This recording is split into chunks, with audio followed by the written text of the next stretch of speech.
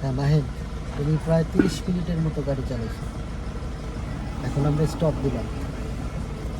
এখন তুমি ব্রেক করছো, পার্কিংয়ে যাবে, সব কিছুই ঠিকঠাক মতো পেয়ে যাবে। কারণ গাড়ি যখন রান করি তখন এক সিস্টেম, গাড়ি যখন বন্ধ করি তখন কিন্তু আরেক সিস্টেম। এখন আমরা গাড়ি বন্ধ করবো, অর্থাৎ পার্কিং করবো। পার্কিংয়ে গেলে কী করতে হবে প্রথমে? অবশ্যই পার্কিং। নো, যেখানেই তো ভুল হয়। উল্লেখযোগ্য বিষয়গুলো ভুল করা যাবে না। তুমি ব্রেক করছো না, ব্রেকে চেপে আসো, আর কি ব্রেক ছাড়লে গাড়ি যাবে? অবশ্যই যাবে। আচ্ছা, আমরা তো পার্কিং করবো, তাহলে গাড়ি গেলে হবে? না। হবে না। তাহলে স্টপ করলে কী করতে হবে প্রথমে? হ্যান্ডব্রেক। আগে না, দাঁড়াও। প্রথমে হচ্ছে এই যে লিভারটা নিউট্রাল করে দিবা। নিউট্রাল, ব্রেক থেকে পা সরাবা না। এবার হ্যান্ড ব্রেক, কমে কেন, সুন্দর করে টানো। হ্যাঁ, এবার পার্কিং। পার্কিং। এবার তুমি ব্রেক থেকে পা সরাবা না, গাড়ির স্টপ বন্ধ করো।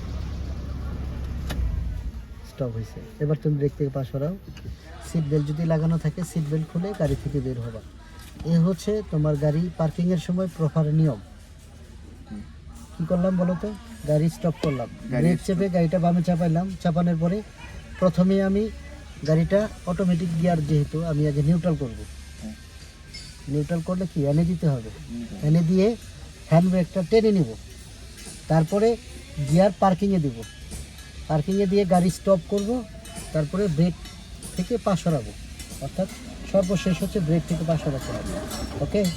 আর সিট বেল্ট লাগানো থাকলে সিট বেল্ট খুলে আমরা বের হবো। যেহেতু সিট বেল্ট লাগানো নেই, তুমি এখন চাইলে বেরোতে পারো পিছনে দেখে। যেহেতু এটা রাস্তা, এখানে কিন্তু অ্যাভেলেবেল গাড়ি চলাচল করে। যখনই তুমি ডান পাশের দরজা খুলবা, অবশ্যই পিছনে দেখে নিবা। যদি কোনো গাড়ি আসে তুমিও দরজা খুলবা, তাহলে কিন্তু অ্যাক্সিডেন্ট হবে। হ্যাঁ সেইটাই। তাহলে তুমি পিছনে দেখে তারপরে খুলবা, আর লুকিং গ্লাসটা দেখে খুলে বের হও।